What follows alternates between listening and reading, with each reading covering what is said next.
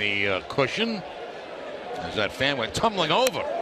Look out. Whoa. In the helmet, Bogaerts is hit.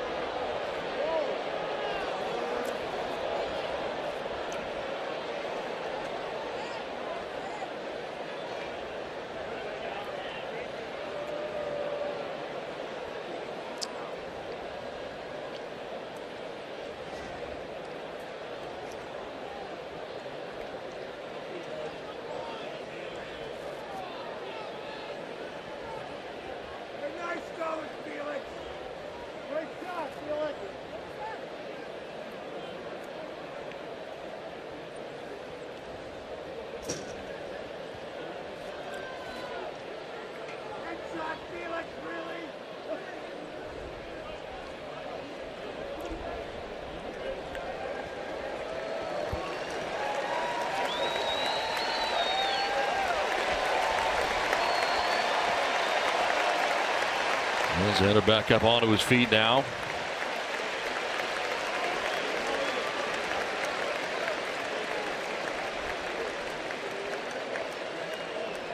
Well, never good to get hit. It was an off-speed pitch by Felix Hernandez that time, the changeup or the splitter that got away from him, and Bogaerts now trying to find his bearings.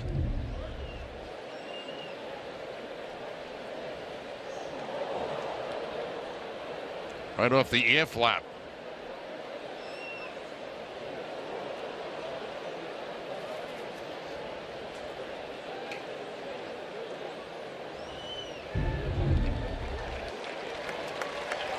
Well, Xander's going to stay in the game here and head down to first base. They'll follow him down.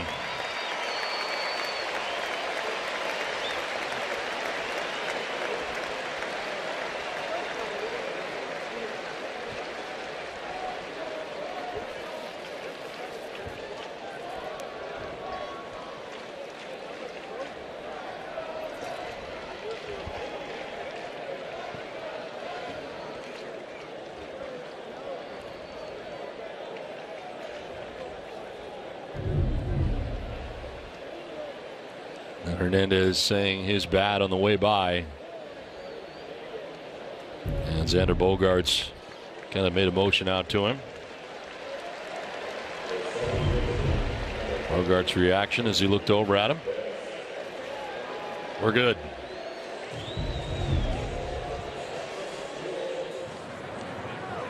Oh my gosh. That ball hit Stanton right up in the face area. It looked like his hands covering his face. He turned into that ball and it caught him right, it looked like up under the helmet, and the Marlins quickly out there.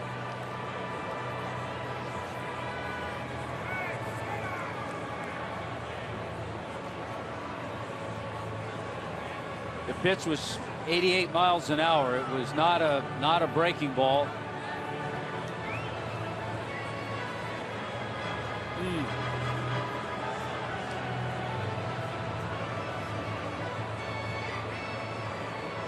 Oof. Oh, wow. Goodness. Right, and it looked like the cheek underneath the left eye.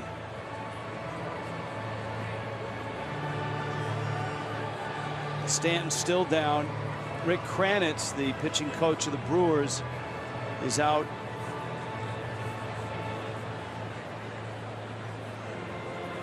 Trying to keep Fiers calm. There's his father and his aunt.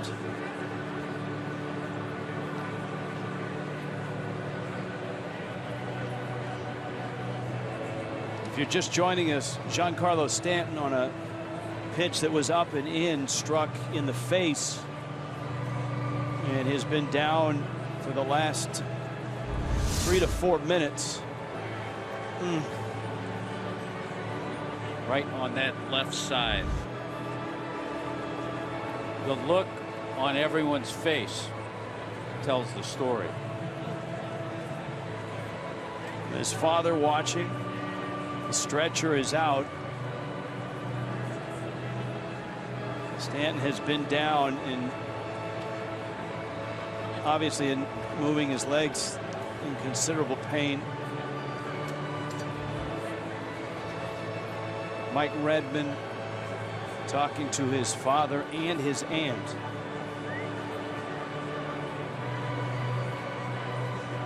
Looks like it. I believe the team physician for the Brewers was the gentleman who came in with the leather coat.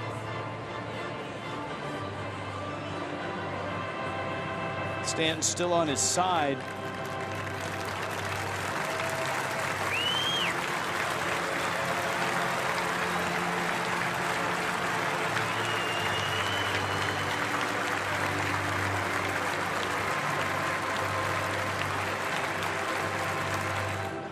And no doubt he'll be transported and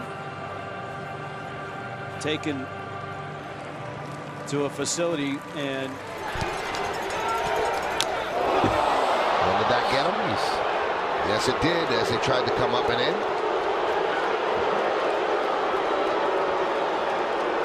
So Derek Jeter is hit by a pitch.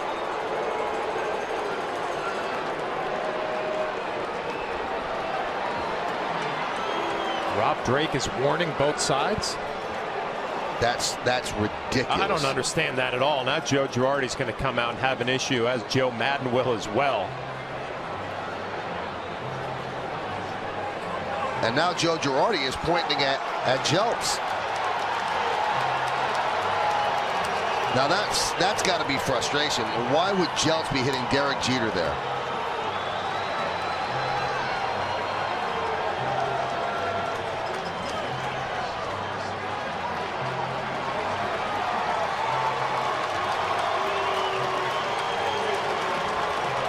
Joe clearly is frustrated from that, not getting a second look at that call on the tag up. But in no way did I think that he was throwing at Derek Jeter there. Hannigan setting up away. You know, unless there's a history, why would home plate umpire Rob Drake immediately call warnings? I mean, I agree with you. To me, unless there's something that I don't know about here, I can't imagine a 6-1 game that he'd want to hit Derek Jeter. No. Well, now Joe Madden is going to take Jelks out of the game. And we'll call on a left-hander to face Brett Gardner. Frustration boiling over here. The call that they would not review. It could be that Joe Girardi actually protested the game to the umpires as well. In the previous inning, we have not had an official announcement yet. I don't know what that's going to do. And we'll step aside as tempers are flaring here in St. Pete. Stay tuned. Well, after the little fracas. There we go. There we go. So that's it. David Phelps is now going to be thrown out. And dugouts emptying. The guys in the bullpen jogging in.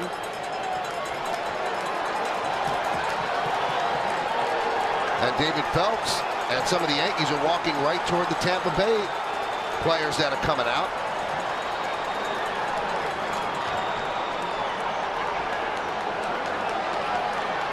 Sean Rodriguez fired up.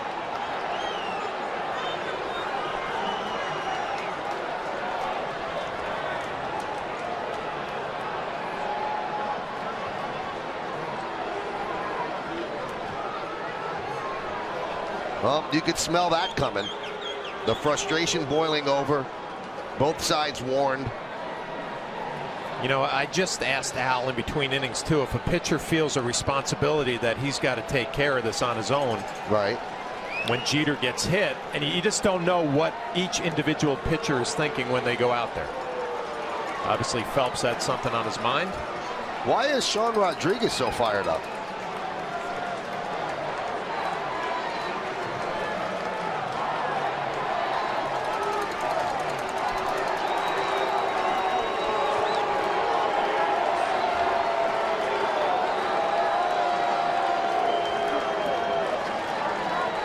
Well, one thing you have to like from Phelps, he got thrown out of the game and didn't walk the other way. He walked right toward the Rays that were coming out of the dugout.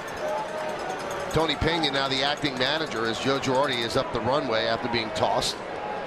And now Tony Pena has to be thrown out too. When both benches are worn, the pitcher has to get thrown out, and the manager or the acting manager has to get thrown out. Well, there's a man who got hit in the chin by a lefty who throws about 98, so obviously he's got some opinions on the subject. You know, whether, look, emotions play into this. Obviously, you get hit. I mean, we showed Chase Headley got hit in the chin. I mean, you talk.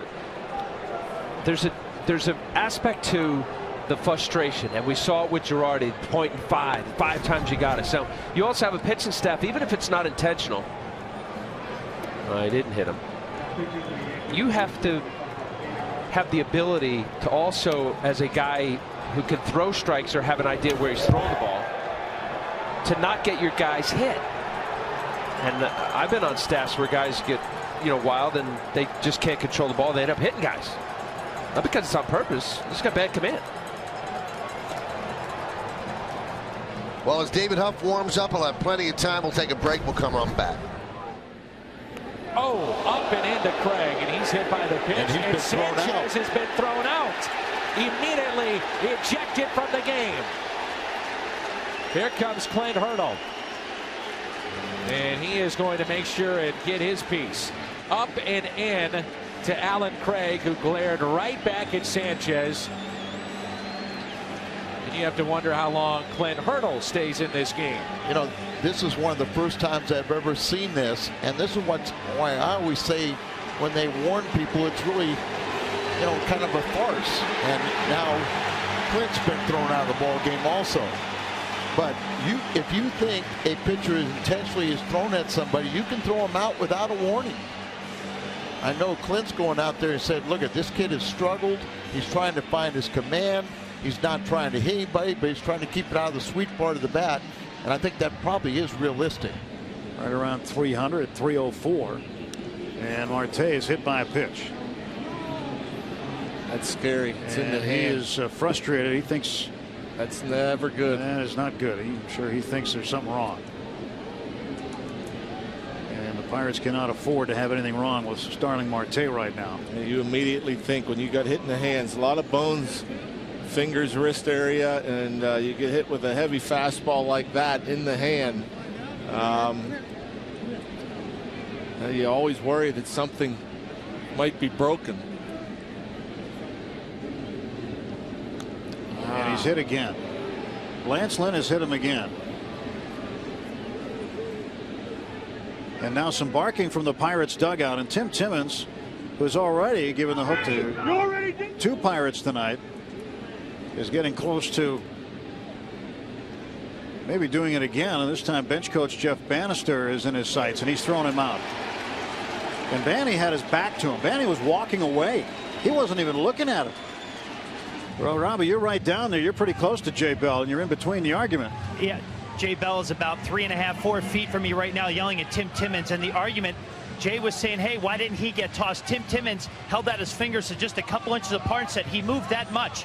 He moved that much, meaning that Starling Marte didn't move or put enough of an effort to get out of the way of that hit by pitch. A couple more words, all of a sudden Timmons turned around and threw him from the game pretty quickly, Tim. Upstairs to Craig. Remember, he was the one that was hit back in the first. That was just a sign of a tired arm right there. Breaking ball, and just got away from him. Oh, up and in, and on his back, Lance Lynn. That ball kind of had a run on it going up and in, but that was one that he's thinking about right now. And Sanchez is hit by a pitch. 3rd Pirate to be hit. Marte twice. And Sanchez here. So actually 2 people, but there's been 3 hit batsmen. He determined what's intentional, what's the sense. Oh, Hayward hit on the helmet. I think it hit him in the face.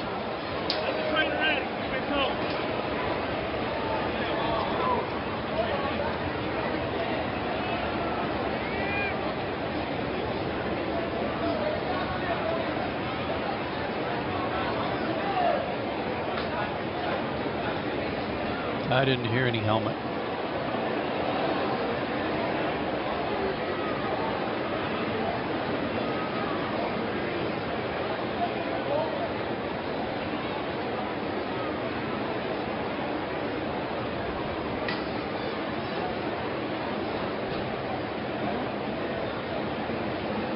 Jonathan Neese came very close to home plate to try to be near Jeff Porter, but was walked away by John Buck.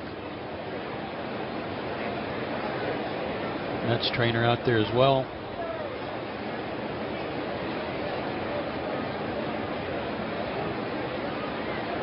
Let's see the replay and see if we can tell where it got him. He's conscious. That got right below the ear flap on the jaw. Right on the jaw. He's on his feet.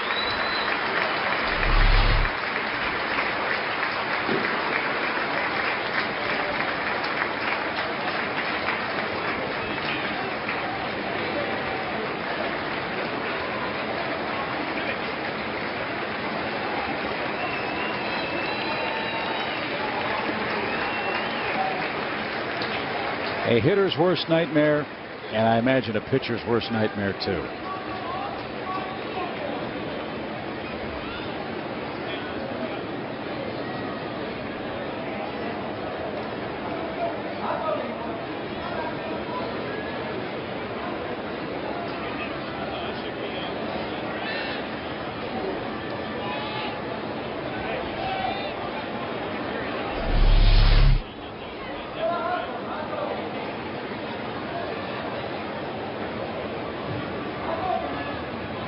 I think it caught just a part of the helmet because you saw the helmet move, but most of it hit him flush right on the jaw. Yeah, glancing blow off the. Yeah, but I heard the plastic part, and then. Yeah, it got him pretty flush. Wow. He went around, and Phillips can't believe it. He's saying that ball hit me on the arm, and Phillips can't believe it. Up-plate umpire Gary Darling tell him you swung at the ball. It hit him in the right knee, but he had already swung. I don't know. I think he was saying that I didn't swing. He went around. That is a punch out, and the inning comes to an end. Mike Such is going to come out to argue, but home plate umpire Dan Isunya said that Ibar swung. Yeah, if you swung, even if you get hit with the baseball, it's going to be a strikeout. Slider and the swing across the plate, even though it hit him, it's going to be a strikeout. Oh, man! That hit him. They had hit Infante right in the head.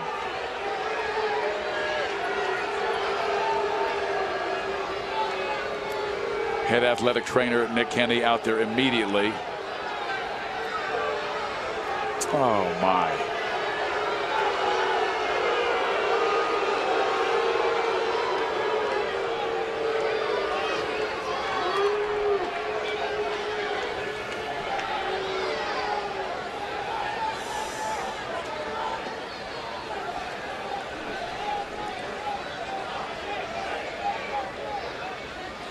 Omar tried to get up right away, but Nick Kenny wanted to make sure.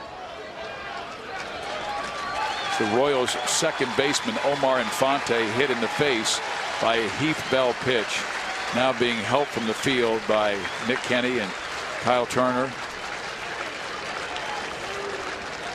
Oh, that is a shame. That means Danny Valencia will come in the game defensively for the Royals when they take the field in the top of the 8th inning. Oh, that's just a fastball. Two-seamer got away, couldn't get out in time. Oh gosh, that's terrible. It's like it got him on the chin. Yeah, chin, left side on the chin.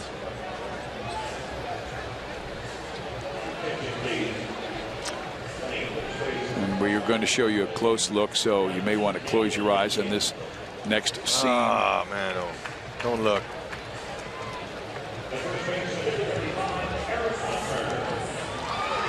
right on the chin.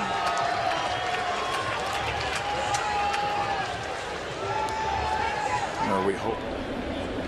Oh, you can hear him say ow up here. He is in a lot of pain. It looked like it got him on the knee. Yeah, that's a kneecap. You hope it's a thigh or a muscle, but the kneecap, that bone, you could tell by the sound that hit a bone, and that is painful.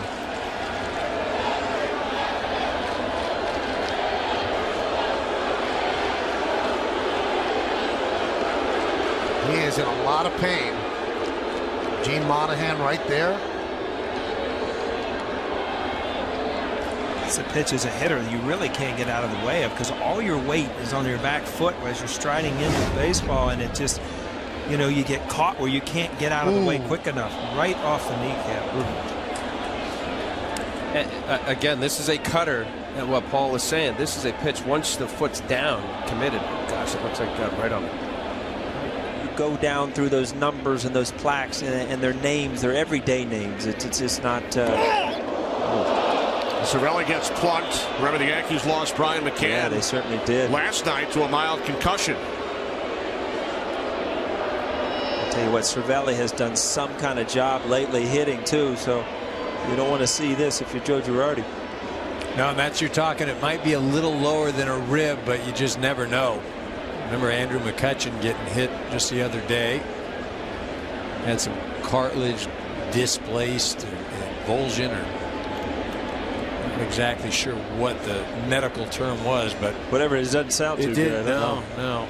Rough inning for the Yankees battery. McCarthy getting hit in the top half, and now Cervelli.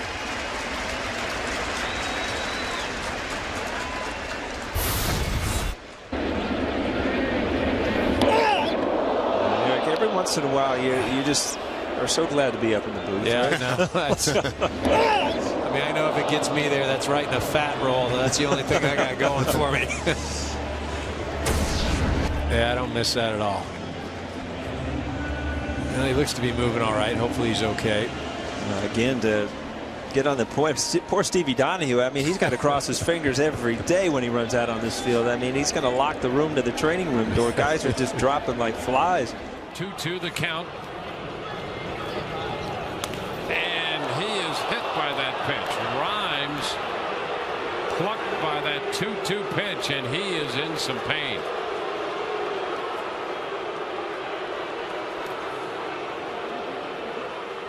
And they'll examine. You can see the mark. Look at the seams right there.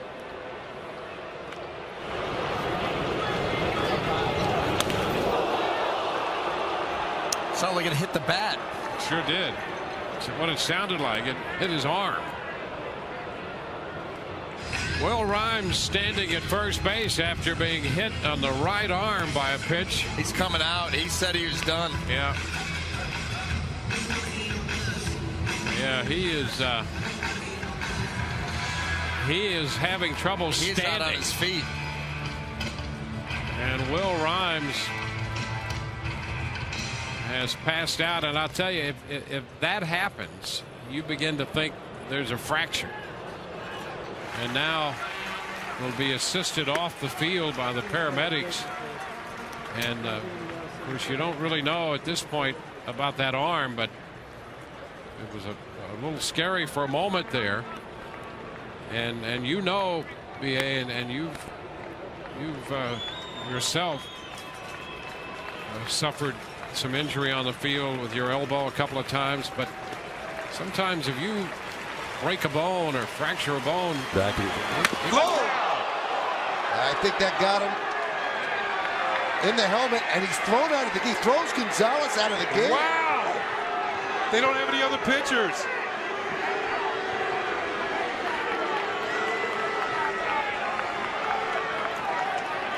Gonzalez has to know that.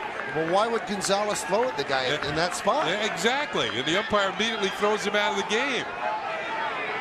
Let's see if Dickerson's okay.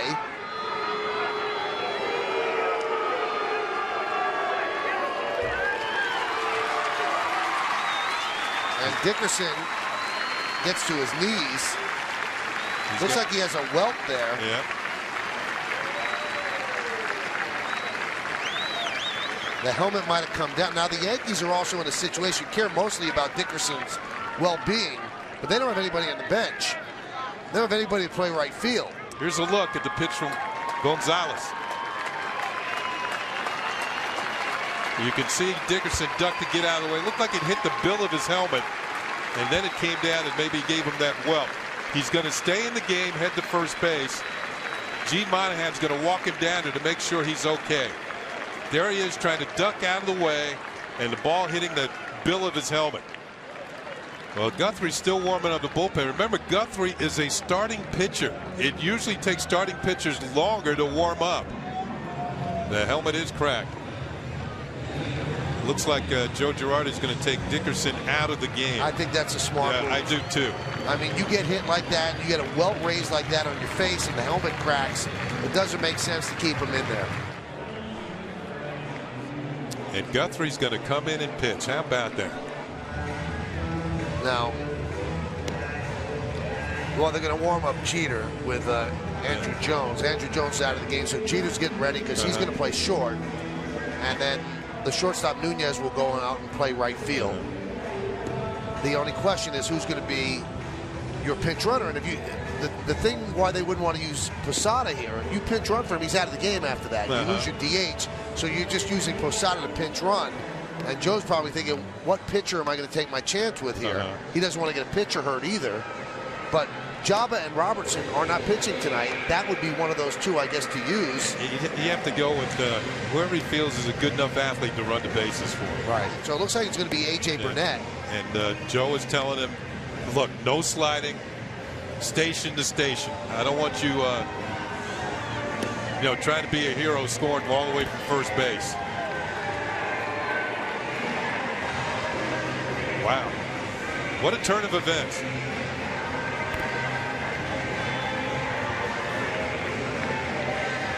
To find out the last time that Burnett actually ran the base, it had to be an interleague play.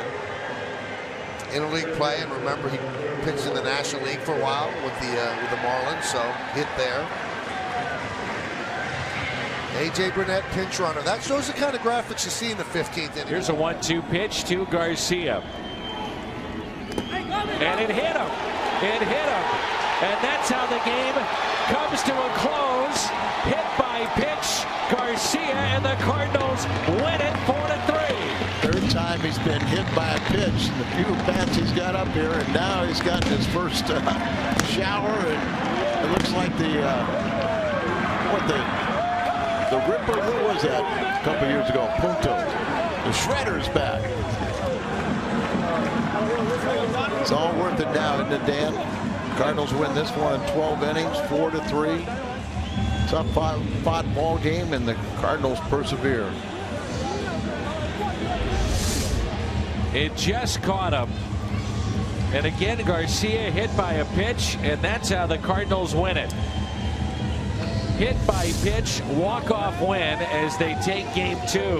What a way to do it. As their starter, and Bud Norris, as good as he wasn't quite as good as Rick Porcello. And Hunter takes it and didn't like it. Well, I don't blame him. Comes after the home run, and he's got something to say to Norris. And Norris points at the plate. The dugout's empty.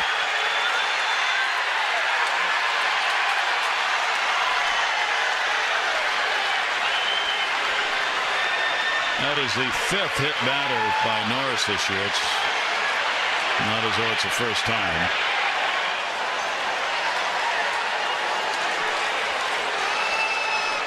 Bullpen's coming in. Oh, everybody runs on the field. And, whether he meant it or not, I mean, Torrey Hunter, about as nice a guy as you can have, and he doesn't like to get plunked.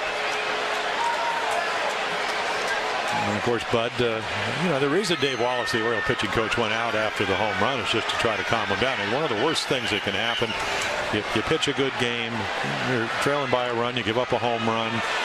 Emotionally, it's very easy to lose it, and then all of a sudden you're trying to stay out of that same zone because Hunter can do the kind of damage, and you end up hitting him, and it looks bad. Any way you look at it, he didn't try to do it. It's just it happens after a home run. It's pretty kind of normal. whether it's 2014 or back in 1950. You drill a guy after a guy takes you deep, a lot of times they think there's an assumption there, isn't there? Exactly.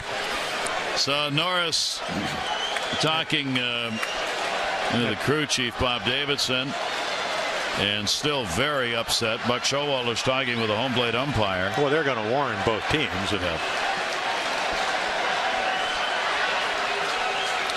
That's Davidson on the mound, the crew chief walking away. And Norris is coming out of the ball game anyway. Yeah, but not only by hitting Hunter, you get Cabrera to the plate. So, he probably didn't mean to do it on purpose, but it looks bad. And again, pitch count up there around 110. You have to make a change. And he's still hollering at him, and Hunter's coming over. Hunter's coming over towards him.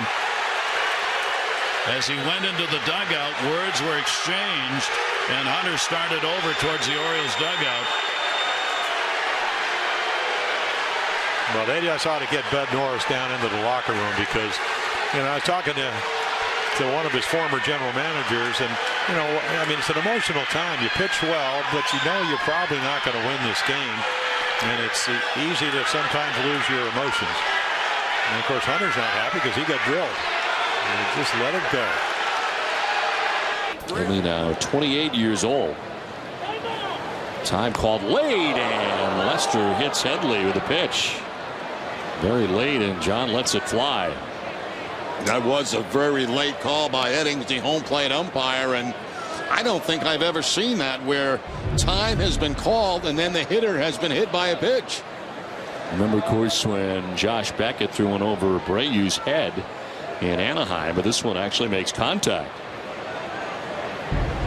And you could see Headley also, asking for time and was permitted time by Eddings. Very strange.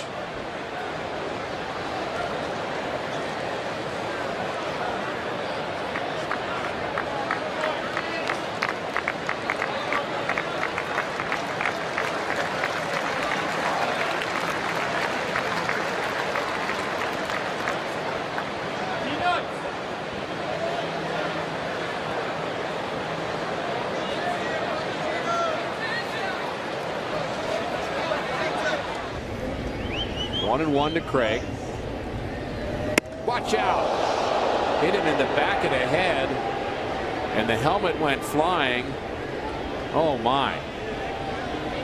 Tim Hudson is the first one to jump off the mound and just feels terrible. It was totally innocent, but doesn't help Alan Craig out any. Hudson does appear to be a little shaken, walking around wanting to make sure that everybody knows that was not on purpose, and of course more concerned about the health right now of Alan Craig. The helmet went flying, hit him in the back of the head, and you always want to make sure you check the neck and just worried about headaches from there and concussions and all the like, and Chris Conroy and Mike Matheny making sure that they're convinced that Alan Craig is okay. And Mike Matheny knows all about concussions.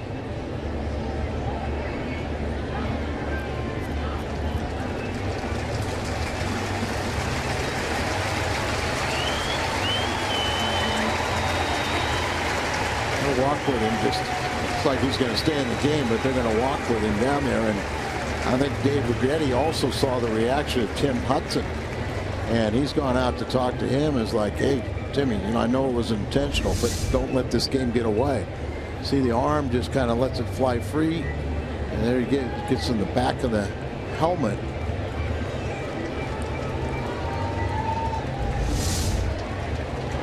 And see him running a little bit just to make sure he's got all his faculties.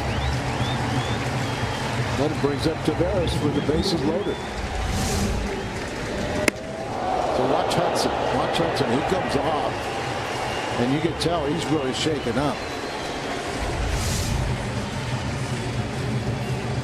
Craig appears to be okay. He's the runner at first base, and Cardinal fans very thankful for that. Begin the at bat, they may change it up. Look out, and Ortiz gets hit in the back. And they are going to send out warnings to both sides. Interesting with the fastball there. Well, you know, it's interesting because the umpires are right on top of things. You know, they immediately, because of the history, put warnings to both sides. And do I think that was intentional? No, I don't. Really?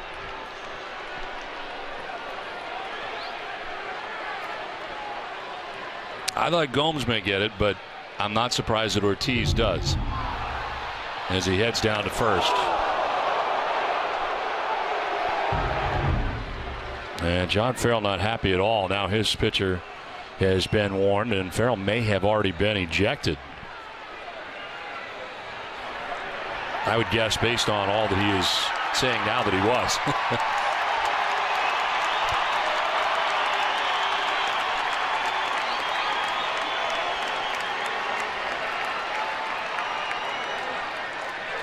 So John Farrell apparently done for the night. Jeff Kellogg, the crew chief, coming over to get him. I guess the question I have, you know, is you've gone through 3 batters. You got 2 quick outs with a strikeout. If you were going to try to get somebody, why wouldn't you get the 3rd guy? Why would you wait for Ortiz, lefty against lefty? Only because he is viewed as the star. Okay. You're a big star of the team. That's the only thing I'm thinking. I can buy that. I can buy that. He's the guy. If there's one guy that's going to beat you over the years, it's this guy. But he had no involvement in what was going on down in Tampa Bay. But sometimes you get hit because of stuff other guys do. Exactly. Guy that relied on his control as Castro is hit by a pitch. And Roberto Hernandez has just been thrown out of this ball game. Starlin Castro at a 2-run home run his last time up, and Roberto Hernandez without warning. And the umpires do have the right to do this without warning. Throws Hernandez out of this ball game.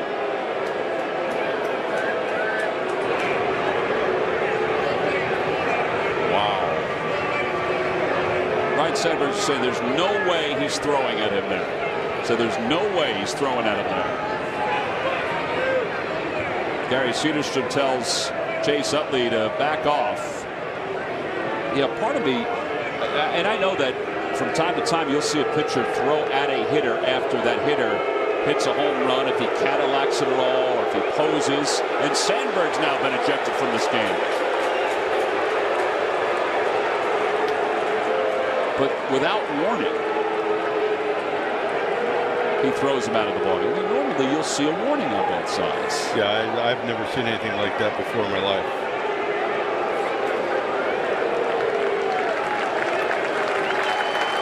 I think that's jumping the gun, honestly. I mean, I know they have to protect the game itself, protect the players, but if you're the home plate umpire, Mark Rippinger, I think you have to throw a warning out there. 2-0 game, well-pitched game on both sides. I mean, this ball zipped right in. Ruiz is set up outside.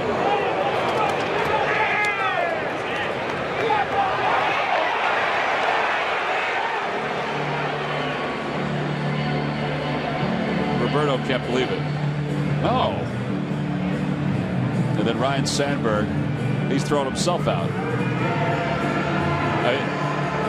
And now he's warning both benches. That's horrible. Yeah, I can't imagine.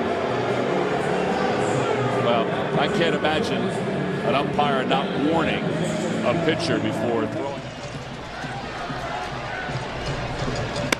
And that hits Gentry in the helmet. Oh boy.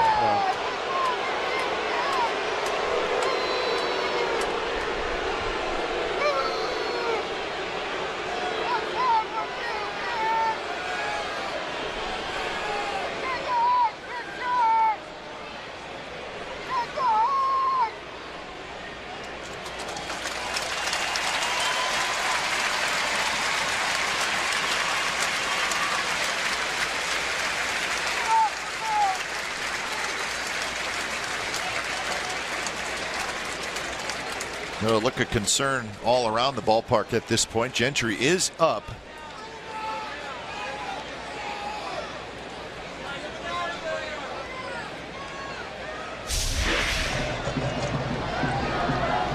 wanted it down, just the ugly sound.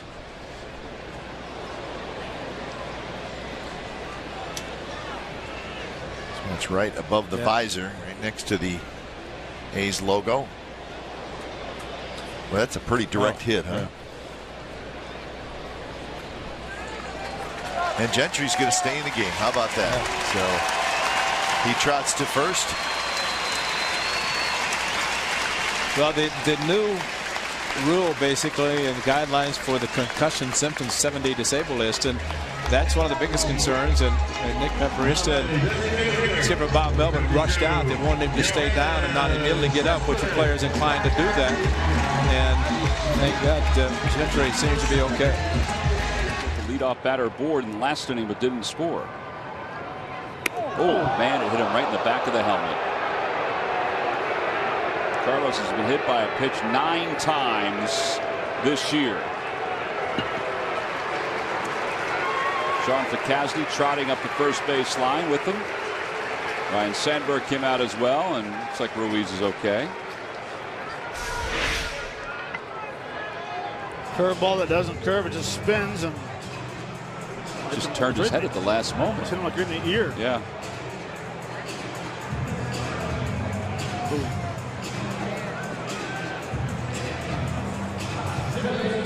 Just right there is when he turned. Oh. Right in the ear flap. Take a listen.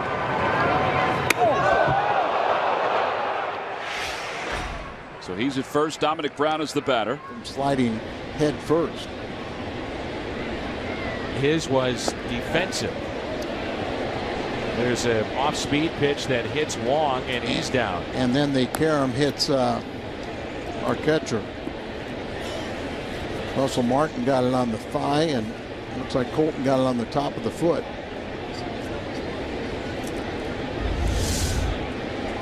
Watch this breaking ball, spinning, gets him on the top toe, and then gets him inside the thigh on Russell Martin.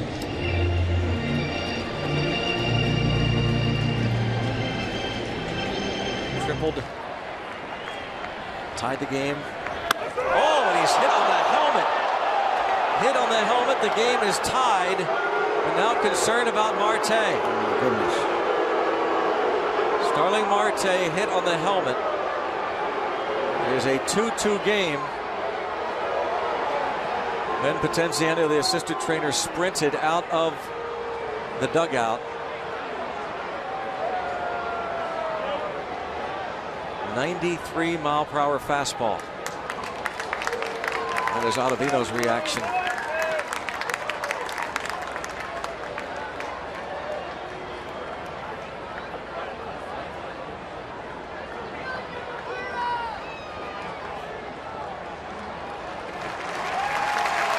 0-2 fastball. Okay, right up on top of the plate, and just simply no time to get out of the way of that one. Sitting up.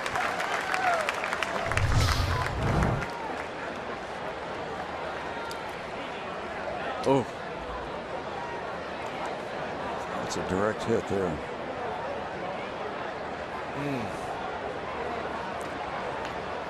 This is what it sounded like.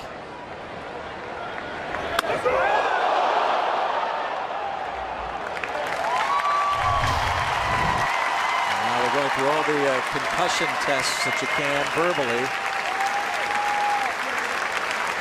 for the training staff.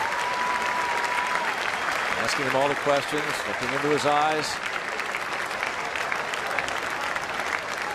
And thank goodness for a strong helmet. Stays in the ball game. That was so scary.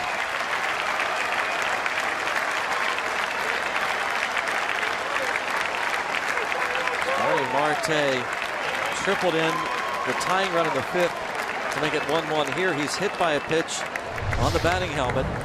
It ties the game at 2.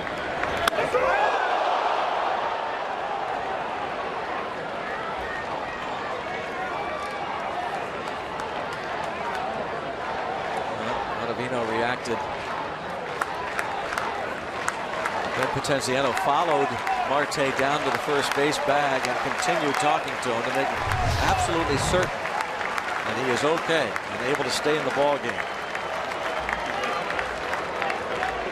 You always wonder, of course, how it affects the batter, but how does it affect a pitcher? It has an effect. I mean, when you hit batters all the time, and it happens all, but when you hit somebody directly in the head, I mean that. Down and got a slider singled in the left. 1-1 delivery right on the helmet. Oh my. Well, again, when you talked about how wild he is. He's a leg swinger, obviously very successful. And Buck Showalter's going to come out here, and because anytime you get hit in the helmet, even if it's the back of the helmet, that's a good thing. If you're going to get hit in the head, you want to. And Richie Van Zel's the Oriole trainer out there saying, "Hey, because there are certain concussive things you go through." So again, it looked like a splitter. When you can hear the sound. Ooh. Well, we told you Smice has hit 2 batters in this game. That's 9 on the year.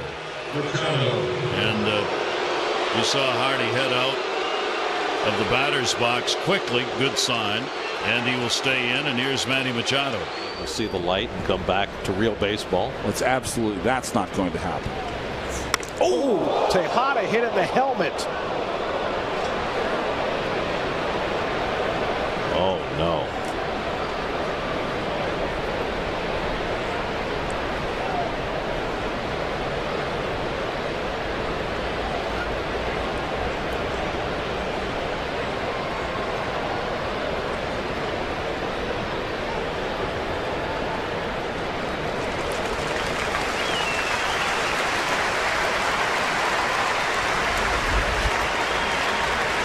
Didn't have any chance. The ball just traced her, and it hit him flush on the forehead of that cap.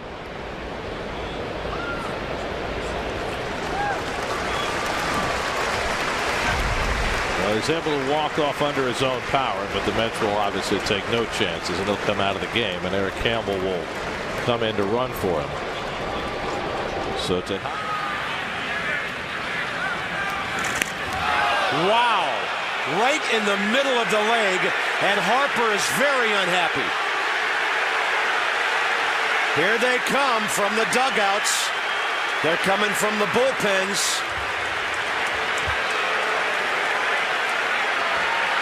I mean, that ball was so far inside. Bryce Harper, no chance to get out of the way. And if that wasn't intentional, that's the miss of the year by a pretty good pitcher.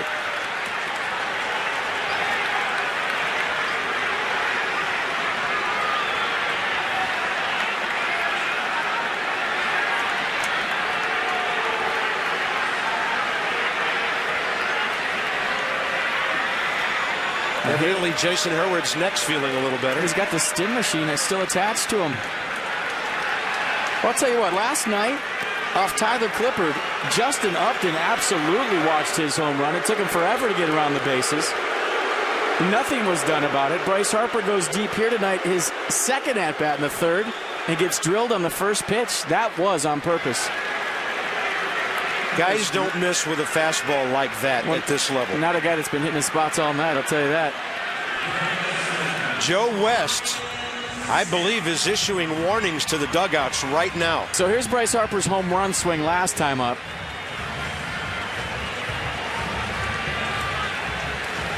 Couple of steps, flipped his bat. And then here's the next pitch he sees, the following at bat. As Aoki goes down. And of course, we're talking about the Purple Heart when he gets drilled. Yesterday was National Purple Heart Day, and the Royals became one of the first American League teams to become an official supporter. This is the 5th time Aoki's been hit this year, and like Bumgarner got him pretty good. Now he is smiling, he's laughing with his teammates a little bit, but okay. I mean, he left his feet. Let's hear him. Sometimes hitters, they start screaming before it even hits them because they know it's coming. Sometimes it helps with the pain, even before it comes. You see it, you can't get out of the way. So we had a member of the Screaming Eagles in the Buck O'Neil legacy seat and a Screaming Eagle at the plate. That's right. At least we heard. That's what I would imagine what a Screaming Eagle would sound like. Yep, doesn't feel very good when you get hit right there. Now, what does a Screaming Eagle sound like?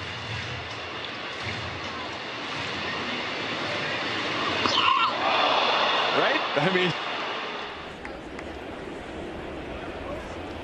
look out. That hit Melky hard inside. Certainly got a lot of meat. I think it might have caught him on the elbow. Mike Frostad trying to corral Cabrera. Boy, I think it got his elbow, the funny bone, and that whole arm goes numb.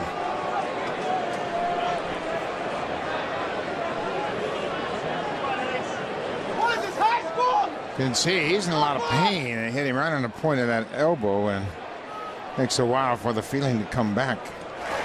Wow, look at that right there. That knot. Oh, yeah, that gives you an idea just how hard that baseball hits these guys. Melky Cabrera was hit by a pitch in the first inning. Nolan Limo making his way to the plate. He will bat for Cabrera, and this is the pitch that hit him on that right elbow. He went down also. Stayed in the ball game and ran at first base, but then came out as DHing tonight. All right, get that thing x-rayed.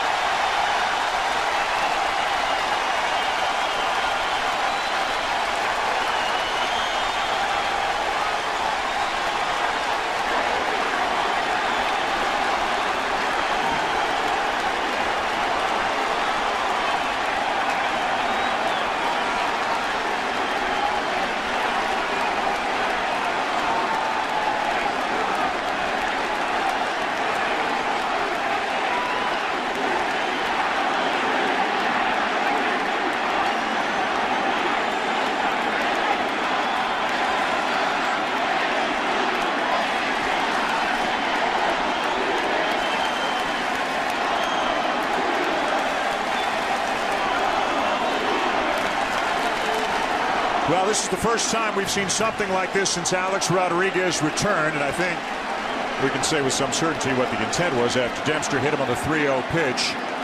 Joe Girardi livid. Ryan Dempster did not get tossed out of the game. Warnings were issued to both sides by Brian O'Nora. So Girardi's gone. A-Rod down at first base. Dempster stays. What'd you think, guys? As intentional as it gets. Yeah.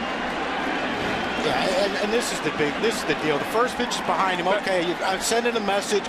I don't like what you stand for. And then he throws two more inside, and then the 3-0 pitch, he throws one, not up at his head, hit him in the elbow guard and then in the ribs. But to me, it's ridiculous. You had your chance the first pitch to send a message. Don't send it on the fourth one. And look, I know they warned both teams. But if I'm CC Sabathia, I'm sending a message back because I'm not a fan of what just happened right there by Ryan Dempster. Even though he'll get tossed. CC will get tossed. Well, I think there's going to be a time. Yeah. There'll be a time. He would probably like to start. He's more. Sounded like it got him in the helmet.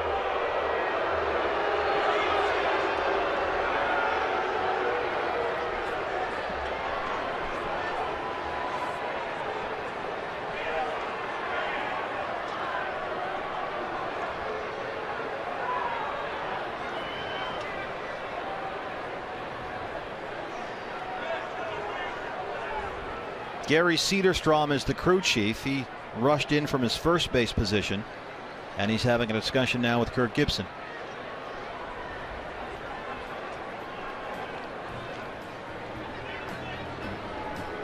Boy, always a scary moment anytime a pitch is thrown up above the shoulders.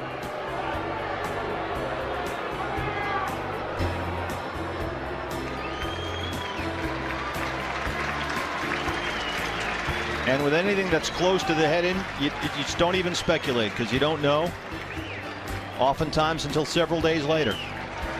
And you're just thankful to see Didi Gregorius get up and walk away.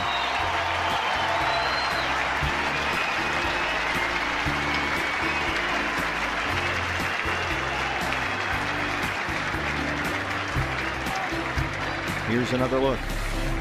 There's no such thing as a good pitch to the helmet, but fortunately it looked like it deflected up and back. It wasn't hit squarely on the right side of that helmet, the kind that drops straight down, but he really took a hard shot to the head right there.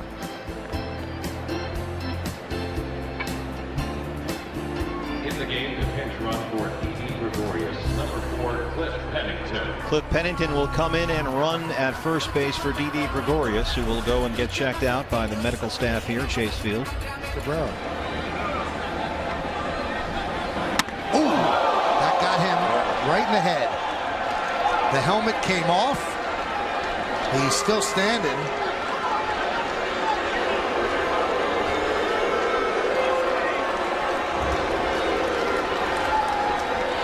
Derek was angry. Yeah, Derek's not happy. You usually don't see this from him. He said, "You don't do that."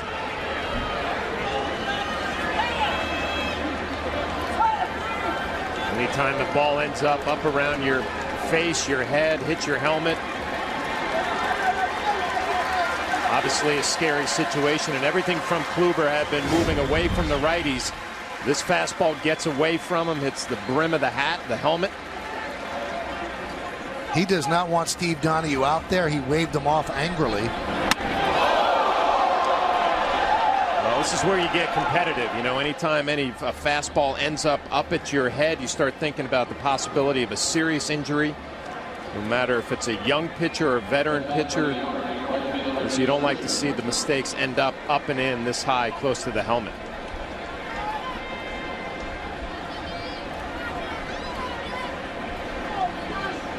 Jeter was pretty hot.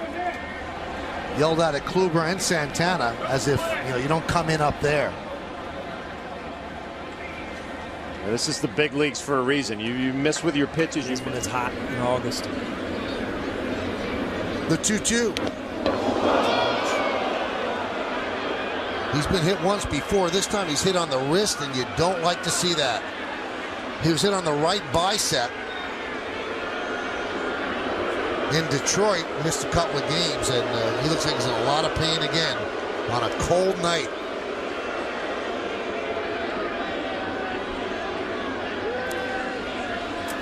So from the right bicep to the right wrist this time. Let's see where it got him, Paul.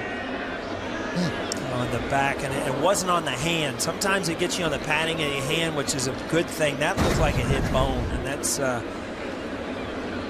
again, Mike, you said that's not good. And Worth is plunked on a 3-0 pitch, and that causes some hard feelings.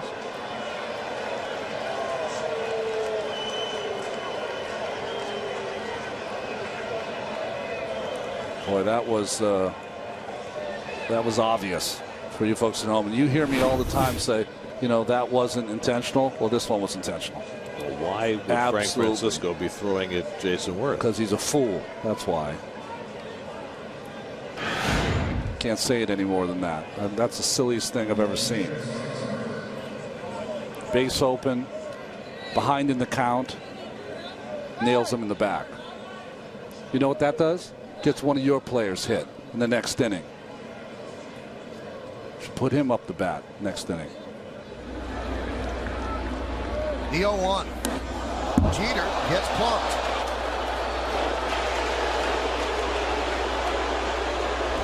You see this ball just tail. That ball was actually supposed to be outside.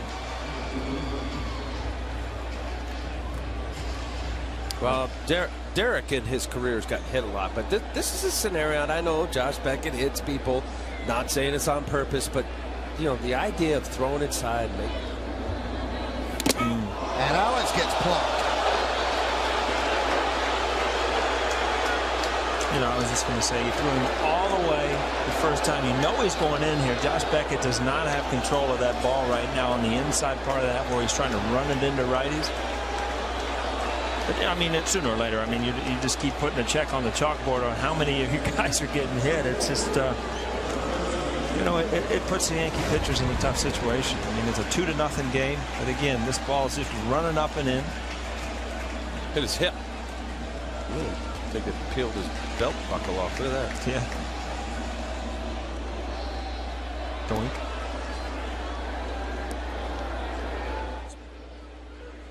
David gets hit, and it's now. We don't have to wait anymore, and warnings are passed out. So there you have it. It's a matter of time, and it's happened.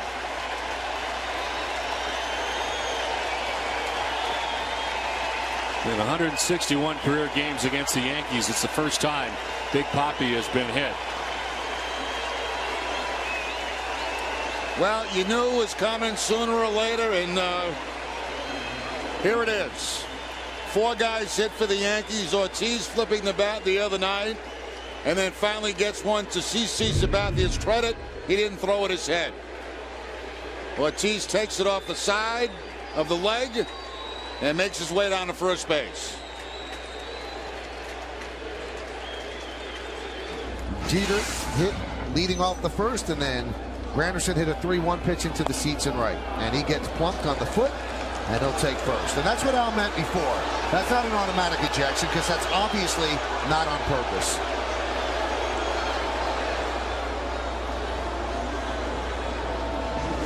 Curveball down and in. Hunter Wendelstedt, home plate umpire, hitting the back foot of Granderson.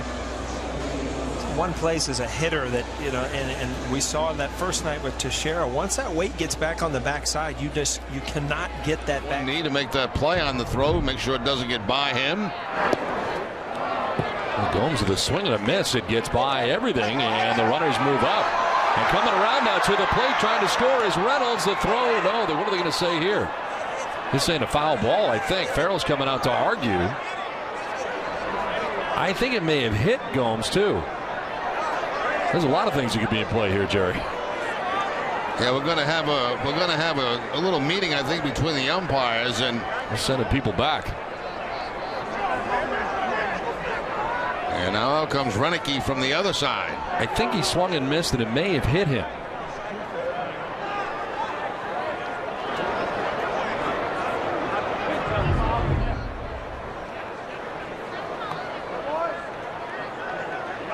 It did. Yeah, it did. He hit the back of his foot.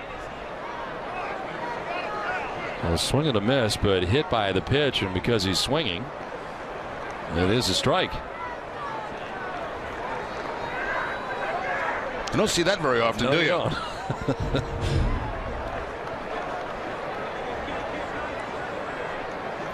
So Renicky back to Ohtani. Sends one in the air. The other way. Back it goes. Gone!